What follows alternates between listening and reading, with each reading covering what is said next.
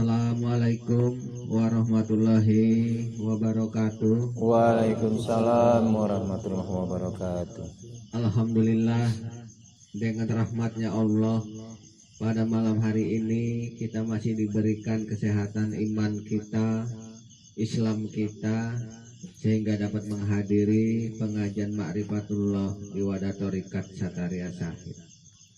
Mudah-mudahan apa yang kita kaji pada malam hari ini semoga bermanfaat untuk diri kita, agar diri kita lebih baik melangkah ke depan, lebih dewasa pola pikirnya, lebih bijak perbuatannya untuk menghadapi kehidupan di dunia ini sampai kehidupan di akhirat nanti, yaitu hidup setelah mati.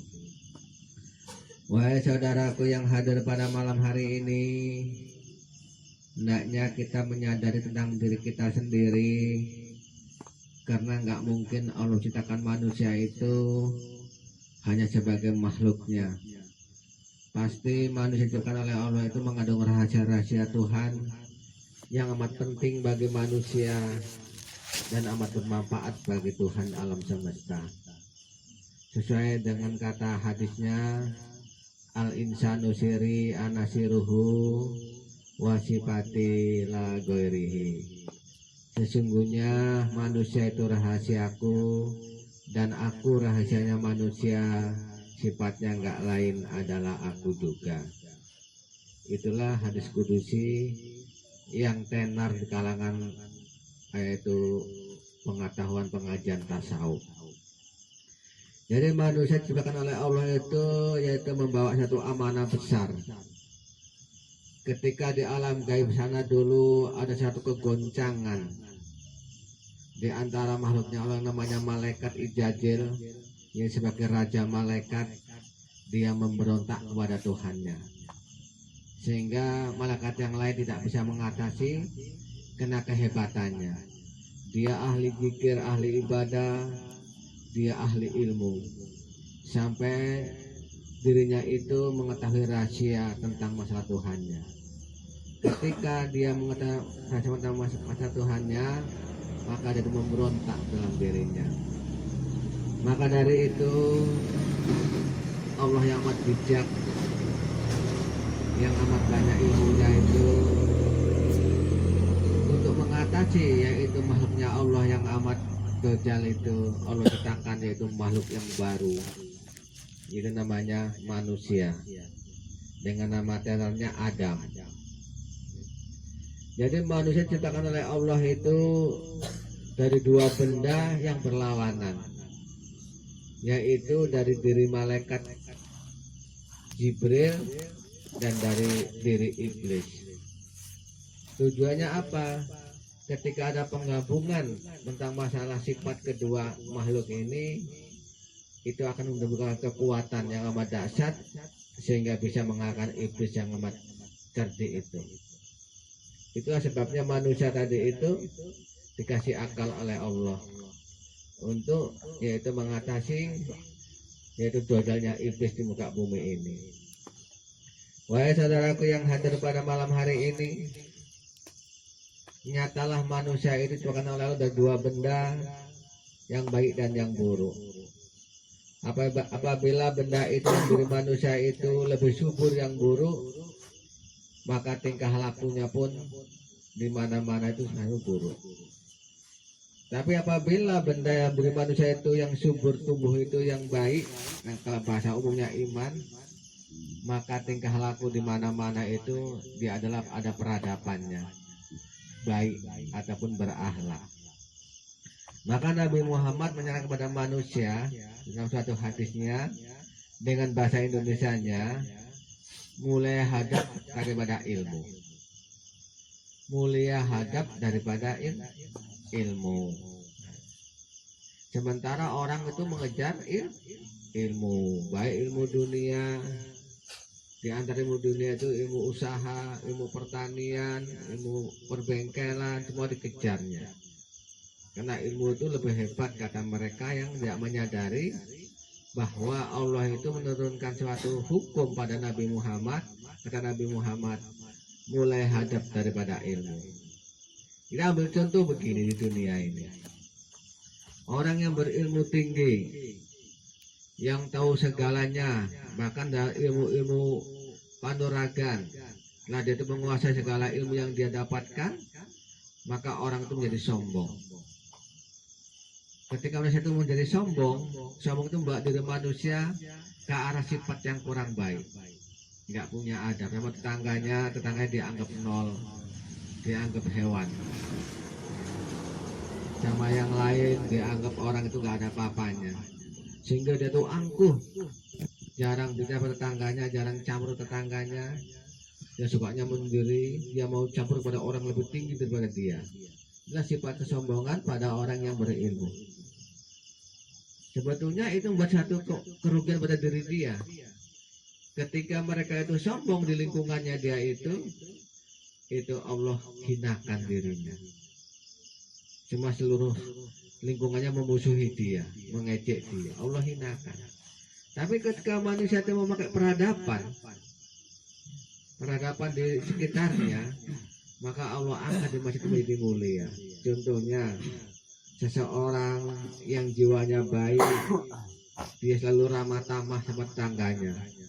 Baik agama apa di sekitarnya itu, baik tetangganya itu beragama lain Islam, tetap dia itu beramah tamah sebagai saudara, saling mengisi kekosongan, saling membantu apabila kesulitan, saling menolong apabila dapat satu masalah. Dia akrab sama tetangganya, membaur, sehingga itu enak di mana-mana. Karena dia tadi orang yang berada paling tinggi, maka yang lain pun menghargai dirinya. Sampai dia diangkat oleh sekitarnya itu menjadi ketua RT ataupun apalah, ataupun sesepuh, karena peradabannya tinggi sekali. Contoh, ya, contoh yang kita contohkan orang Indonesia ini adalah wali-wali kita yang dahulu, seperti Wali Songo. Wali Songo itu datang ke Indonesia itu hanya membawa kitab saja, nggak membawa harta. Tapi karena dia itu peradabannya tinggi, walaupun dia dulu orang Islam, yang dijumpakan sama dia itu, adalah agamanya Hindu, Buddha, tapi dia tetap punya peradaban, menghargai agama lain, ya. Saling membawa masyarakat ramah tamah, nggak menyalahkan agama lain, sehingga orang-orang Buddha dan Hindu tadi heran dengan orang Islam di kala itu. Ada apa di balik agama yang baru ini? Kok nampaknya indah sekali, punya hadap. Para jablang Toto Kromo, nah, punya hadap, sehingga teman-teman agama lain senang berdekatan dengan wali kita dulu. Akhirnya apa? Wali kita diangkat menjadi pemimpin di sekitarnya. Lalu mereka rela meninggalkan agamanya, pindah ke agama Islam. Nyata yang kita lihat dalam sejarah, para wali-wali kita diberikan oleh Allah itu kemuliaan, diberikan tanah yang lebar, jadikan raja, jadikan sesuhunan, diberi umat yang begitu banyak, diberi harta yang melimpah ruah. Sampai meninggal dunia saja, kuburannya dikeramatkan oleh lingkungannya, saking baiknya piala hidupnya. Karena waktu hidup dia itu baik sekali, bermasyarakat, punya peradaban, sehingga ketika dia meninggal dunia, makamnya saja dikeramatkan, diziarahi oleh tetangganya, oleh sahabat-sahabatnya. Berhari-hari nggak ada orang ziarahi kuburannya, mengharapkan yaitu sawab doanya. Itu kenyataan pada wali-wali kita. Di antara wali kita yang paling terkenal zaman sekarang ini Gus Dur. Gus Dur itu tiap harinya bunga untuk ziarah saja 3 truk, mencapai 10 ton.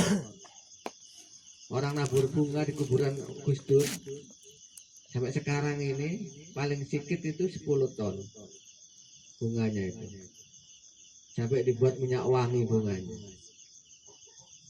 Yang ziarah paling sedikit itu 15.000 tiap harinya. Saking indahnya peradaban Gus Dur kepada masyarakat Indonesia. Dikala itu orang Cina mengagungkan dia, agama semua mengagungkan Gus Dur. Hanya musuh kedudukan saja yang memusuhi Gus Dur. Ini sebagai saksi mata kita di zaman kita sekarang ini. Maka sekarang kita tuh mencontoh ilmu ini, karena Nabi Muhammad mulai hadap daripada ilmu. Hanya kita utamakan di lingkungan kita itu peradaban. Jangan sampai itu kamu memfitnah gurumu sendiri, karena tingkah lakumu yang kurang baik di masyarakat sehingga orang itu mencerca gurumu. Ajaran apa itu? Pengajian sesat itu. Kenapa? Karena kita di masyarakat kurang peradabannya. Jadi kunci pengajian itu adalah diri kita sendiri. Andai kata kita memakai peradaban kehidupan di lingkungan kita, insya Allah yang akan datang Allah muliakan diri kita. Yakinlah kepada Allah yang Maha Tunggal, yang Maha menepati janjinya. Apabila kita perbuat seperti wali-wali dahulu, peradaban kita, pasti Allah angkat derajat kita. Udah banyak saksi sekarang ini. Jadi sekarang ini kita harus betul-betul mengamalkan mulai hadap daripada ilmu. Walaupun ilmunya baik sekalipun, agama tahu semua tahu, tapi ketika dia itu sama masyarakat itu sombong, nggak ada peradabannya, itu jadi hina di masyarakat. Contohnya, ada seseorang yang sudah tinggi kedudukannya, Pak Haji, sudah jadi mudin masjid, udah Pak Haji lagi, tapi kena angkuhnya, sombongnya, omongannya kasar pada tetangganya, sehingga tetangganya mengatakan, haji apa itu macam gitu, haji setan itu katanya. Disudutkan, dijelekkan oleh Allah, karena Allah itu memuliakan manusia itu melalui lingkungannya, dan Allah menghinakan manusia itu melalui lingkungannya pula. Nah, lingkungan itu yang paling penting kita jaga, kita rawat, karena lingkungan tadi itulah yang membuat diri kita itu besar ataupun kecil, tergantung lingkungan kita. Jadi hanya kita punya peradaban lah bilang lingkungan kita itu. Jangan sampai membuat sakit hati. Karena ilmu hadap itu ada 3. Ilmu hadap ada 3 perkara. Yang pertama berbudi bahasanya. Jadi omongan kita itu hendaknya jangan sampai nyentak orang lain. Andai kata agak kasar minta maaf. Yang kedua budi pekertinya, dia perbuatannya. Jadi sering ringan tangan nolong tetangganya kesulitan. Andai kata kita ada tetangganya itu mau pesta ataupun apa, kita siap untuk mengorbankan tenaga, yaitu membantunya, kira-kira begitulah. Dan yang ketiga berbudi dengan leluhurnya. Artinya tadi itu di lingkungan kita itu hendaknya kita tuh agamanya betul-betul. Karena agama itu berbudi dengan leluhur. Agama itu untuk orang yang mati. Kenapa kita sudah beragama? Karena kita mau mati. Jadi kalau berbudi dengan leluhurnya itu cara kerjanya, yaitu agama kita itu sungguh-sungguh kita taati, disiplin. Kalau kamu orang Kristen, ya tiap minggu harus ke gereja. Jangan orang Kristen nggak pernah ke gereja kan? Ya. Kalau kamu orang Buddha, ya tiap hari beli apel untuk sembahyang. Tiap hari beli apel, beli jeruk, beli pisang. 10 hari tumpur. Agamanya modalnya besar sekali. Untuk sembahyang saja udah menggunakan pisang, apel, jeruk lagi, udah kemenyan. Udah berapa modalnya? 10 hari kamu pindah agama Hindu, agama Buddha, tumpur ekonomi. Jadi kalau Islam begitu juga harus disiplin. Jadi kalau ada hukum di masyarakat itu yang diutamakan menonjol, yaitu hari Jumat Jumatan, ya datanglah Jumatan kita di hari itu. Nah, begitu kira-kira dinampakkan. Walaupun nampaknya ria, tapi itu ada peradaban baik bagi kita. Kan begitu.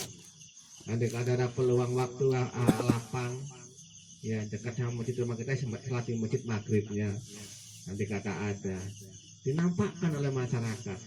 Karena mereka nggak akan percaya kalau ada keimanan dalam diri kita kalau nggak nampak di mata kepala dia.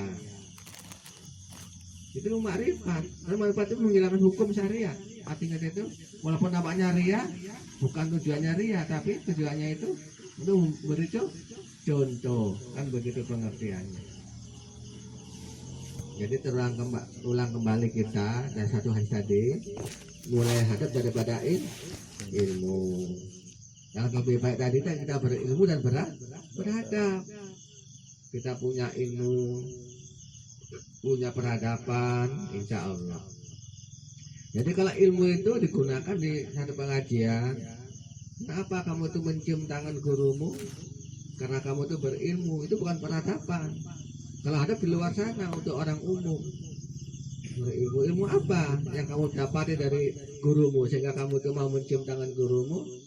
Karena kamu tuh mengetahui ilmu ketuhanan, sehingga kamu itu menghargai gurumu sebagai wali-wali itu Tuhan.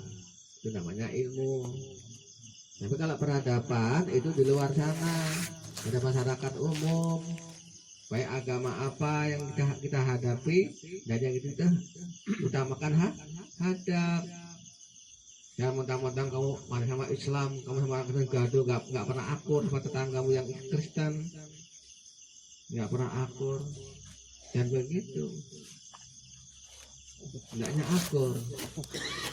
Kan di situ ada suatu juga perjanjian dalam Al-Quran, ya, surat Al-Kafirun itu ya, ada perjanjian. Aku tidak menyembah apa yang engkau sembah, dan engkau jangan menyembah apa yang aku sembah. Agamamu bagi kamu, agamaku bagi aku. Itu artinya tadi itu perjanjian damai. Nggak boleh debat, nggak boleh saling bermusuhan. Bukan itu jadi musuh. Wah ini udah ayatnya udah begini, mulai adil kok. Berarti itu udah kafir lah itu. Nggak begitu. Ayat itu menggambarkan cinta damai. Jadi nggak boleh maksa orang, nggak boleh yaitu musuhi orang.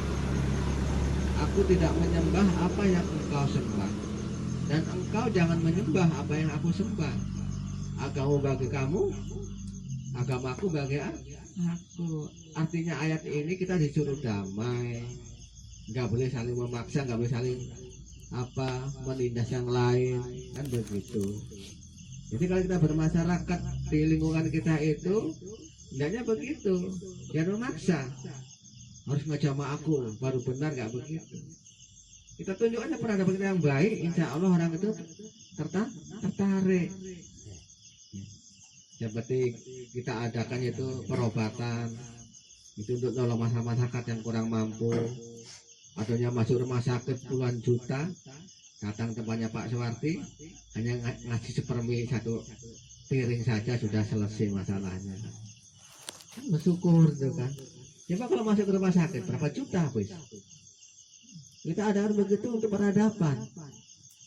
Bahwa mereka mengatakan itu sesat, itu syirik. Kita kan lebih tahu masalah bertuhan. Kita lebih tahu. Kita bukan menyembah Tuhan. Ya, kita bukan menyembah setan. Tapi kita itu harus menggunakan setan. Kenapa? Karena manusia itu pemimpin alam semesta.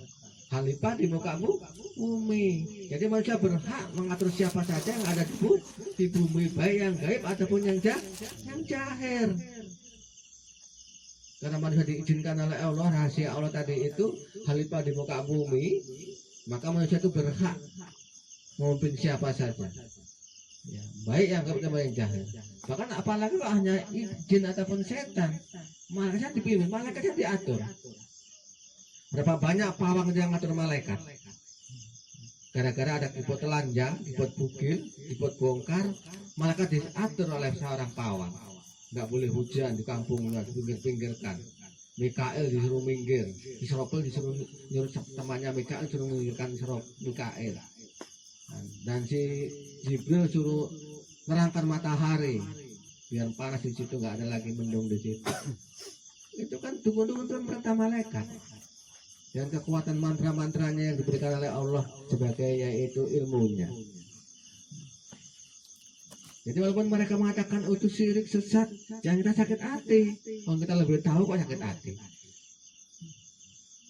Kita tuh berhak pimpin apa saja, baik tumbuh-tumbuhan, hewan, jin, dan setan, malaikat, bahkan manusia yang lain wajib kita pimpin. Contohnya siapa manusia yang lain? Istri kita wajib kita pimpin.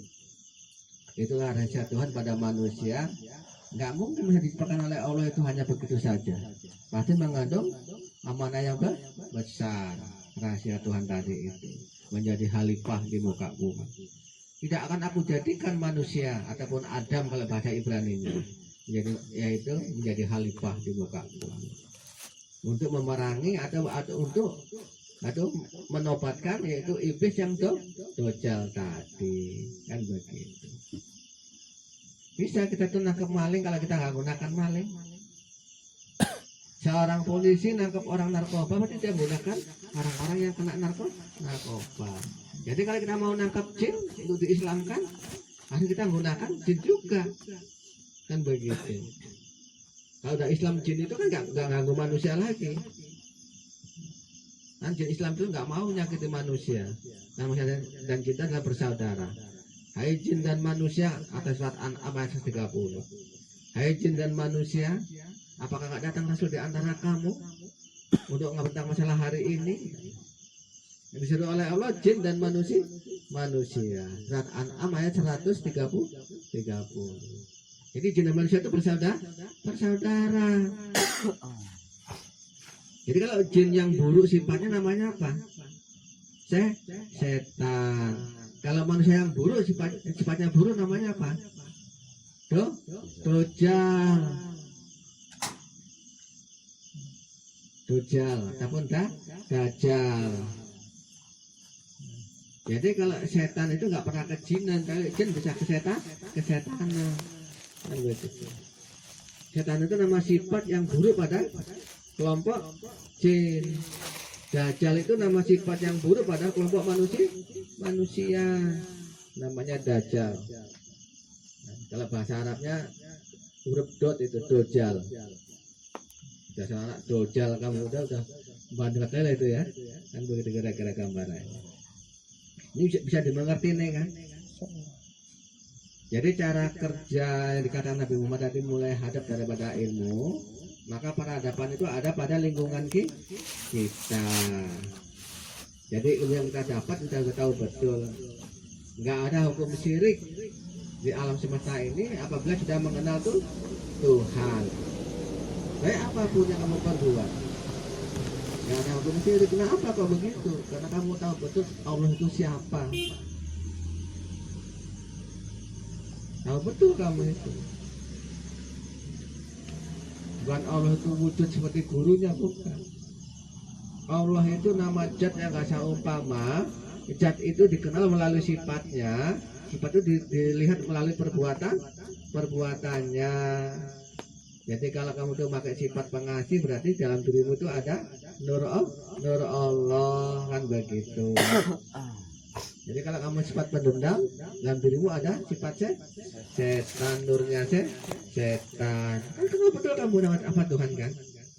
Mana setan, mana Tuhan kamu, mana hewan kamu tahu betul. Jadi nggak ada hukum syirik. Kamu kena kok, ini setan, ini hewan, ini tumbuh-tumbuhan, yang ini Tuhan, kan begitu kan? Jadi nggak ada hukum syirik. Kenapa nggak ada hukum syirik dalam masyarakat itu? Karena mereka tidak mengetahui cara bertuhan. Sudah tahu Allah itu dalam aras-arasnya, itu wali-walinya. Di antara wali kita adalah orang tua kita. Dia lebih utama yang gaib sana. Kasih contoh zaman Nabi Muhammad yang ahli sholat, tapi dia itu masuk neraka sebab durhaka kepadanya. Sudah ambil contoh lagi di Al-Quran di zaman Nabi Musa, seorang anak penjual daging masuk surga bersama Nabi Musa karena merawat seorang ibu yang tua renta. Nggak ada ibadahnya anak itu, hanya penjual daging. Tapi tiap hari dia merawat ibu yang tua renta, menyulangi, nyuapi tiap harinya. Ibunya berdoa kepada Allah, ya Allah, nanti aku mohon kepadamu, masukkanlah anakku dalam surga bersama Nabi Musa. Dan begitu. Akhirnya dia masuk surga bersama Nabi Musa. Tapi anak yang ahli ibadah tadi, Alqamah tadi, yang ahli sholat, jihad bersama Rasulullah, tapi dia tidak menghargai ibunya. akhirnya masuk neraka, matinya pun mau dibakar. Sebagai contoh peradaban, ini contohnya begitu. Maka hendaknya kita itu betul-betul cara berdoa yang tadi itu tahu. Jangan yang gaib kamu sembah-sembah, yang cair kamu ya nanti. Agak pernah ngomongkan yang dulu itu kan, lebih mulia mana, lebih terhormat mana Ka'bah dengan orang tua kita. Itu Baitullah itu. Kalau bahasa apa ya Pak? Kalau bahasa apa Ka'bah, bahasa kita namanya. Ya Ka'bah ya. Lebih mulia sama orang tua kita. Coba kamu kencingi Ka'bah di sana. Orang Kristen itu ketawa nengok kamu itu. Hanya yang marah orang Islam. Coba kamu kencingi ibumu. Semua orang marah sama kamu. Bahkan orang gila aja marah. Berarti lebih berharga ibu kita baca Ka'bah sana. Kamu cium-cium ada aswad batu yang hitam di sana. Tapi kamu nggak pernah mencium kaki ibumu, kaki ayahmu. Itulah orang-orang umum yang nggak tahu cara bertuhan, sehingga itu jatuh hukum syirik pada mereka, nyembah batu mereka. Jadi kita udah berma'rifat ini harus tahu betul siapa Tuhan, siapa setan, siapa hewan, dan siapa tumbuh-tumbuhan. Kan begitu. Manusia itu hanya gambar, hanya nur. Jadi kalau manusia itu pakai peradaban, sudah jelas dia itu gambar Tuhan. Dia sifatnya pengasih, penyayang kepada lingkungannya, pemaaf kepada orang lingkungan yang salah, penyabar, ikhlas andai kata ada kecurian barangnya sama tetangganya. Ikhlas, nggak pernah dia itu menggerutu. Akhirnya saking indahnya itu diperbuat oleh dirinya, kagum lingkungannya. Hanya lingkungan yang ngangkat dia itu sebagai orang yang terbaik di lingkungannya. Itulah gambarannya makrifat pada malam hari ini tentang masalah mulai hadap daripada ilmu. Hadap itu kita gunakan, kita praktekkan di lingkungan kehidupan kita. Baik dengan agama apapun harus kita punya hadap. Karena ambil contoh, ambil apa? Ambil satu perbandingan. Ya. Perbandingan dalam masalah hadap tadi itu dengan Islam. Ya. Kamu masih apa tanda Islam? Ada berapa tanda Islam? Ada 4. Udah lupa ya, udah berapa tahun ya? Lupa lah, ajarannya udah berapa tahun. Itu awal-awal kakek masuk sini ya, saudara. Ada 4. Yang pertama apa? Tawaduk kepada orang awam. Kita menghargai orang-orang yang bodoh. Kita menghormati, menghargai. Itu tanda Islam. Jadi itu kita pakai, berarti kita punya hadap di lingkungan kita. Gimana orang lain tadi?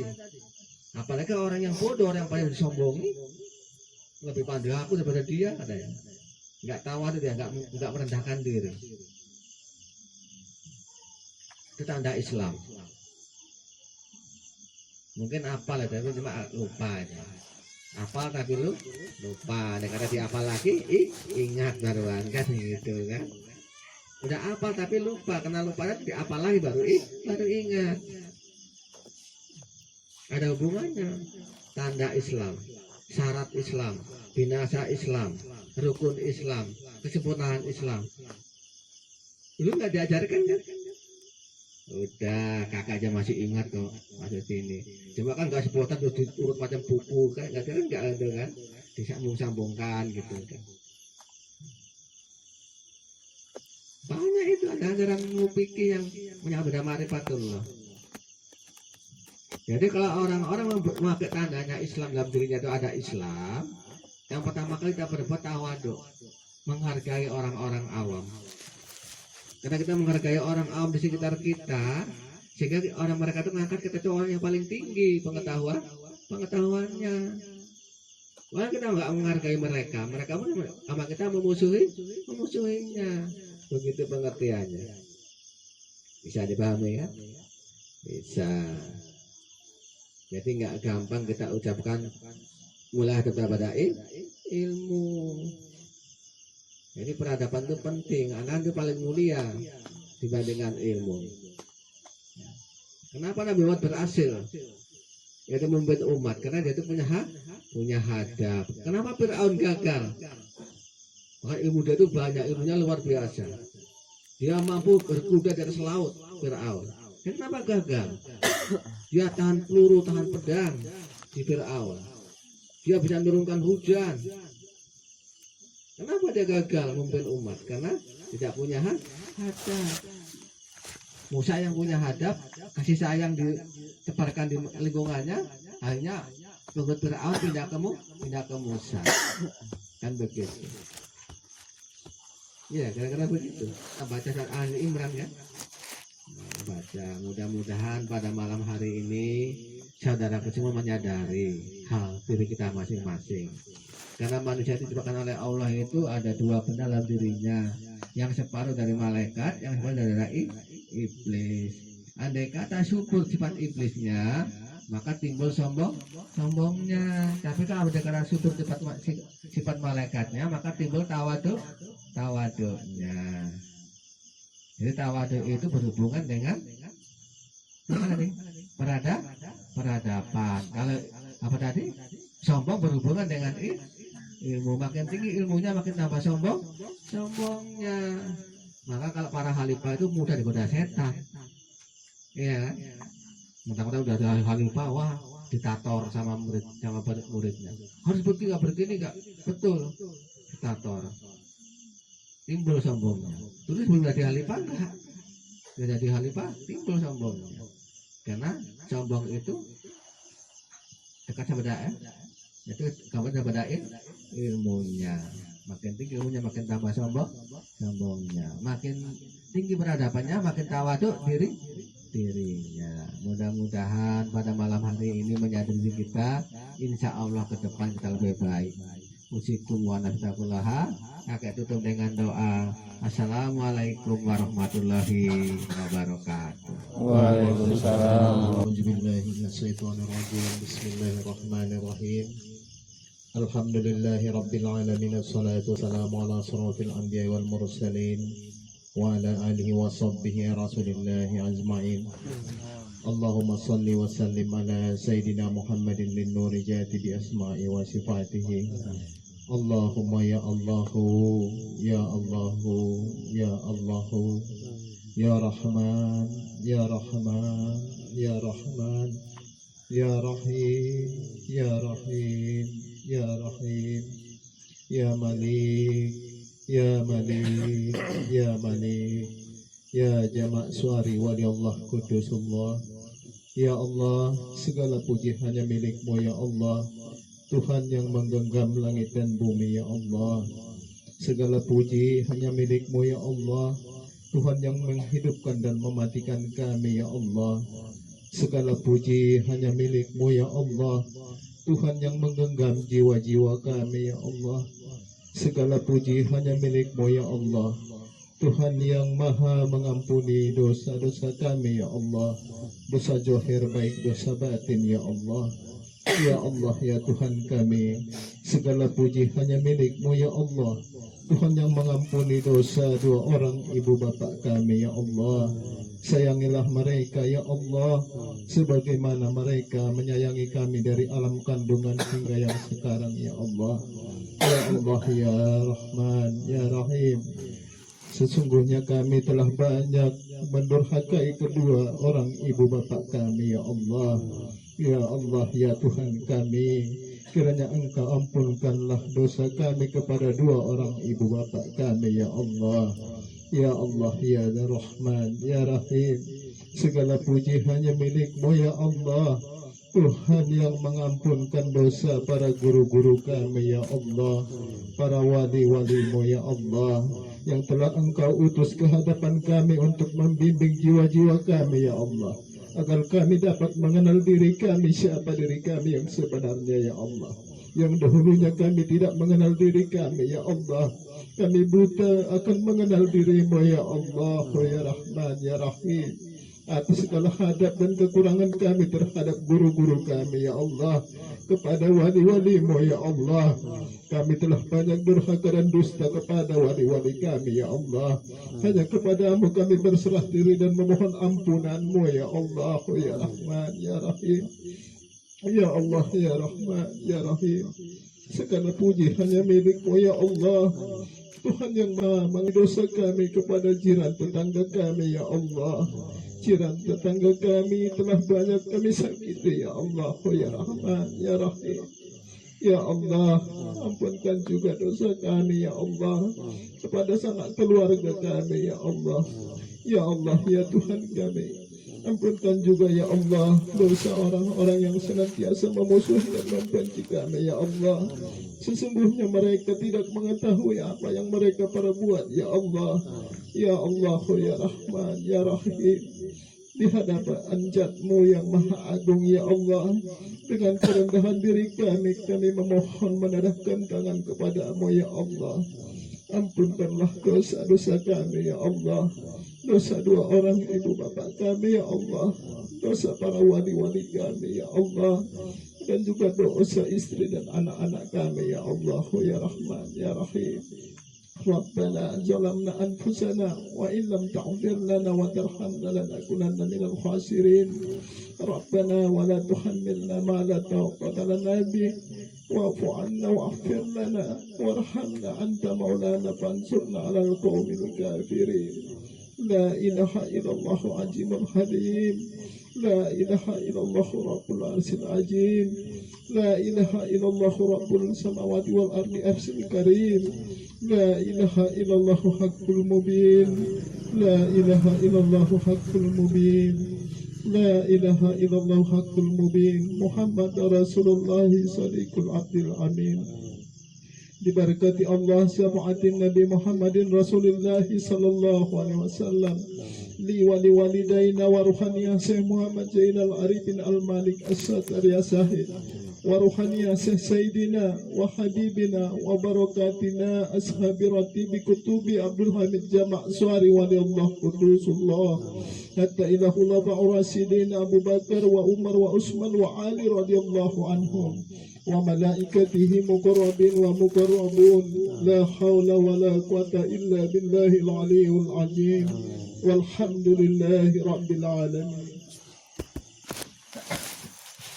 Allahumma salli ala sayyidina wa nabiyyina wa habibina wa shafi'ina wa juhrina wa maulana Muhammad. Allahumma salli wa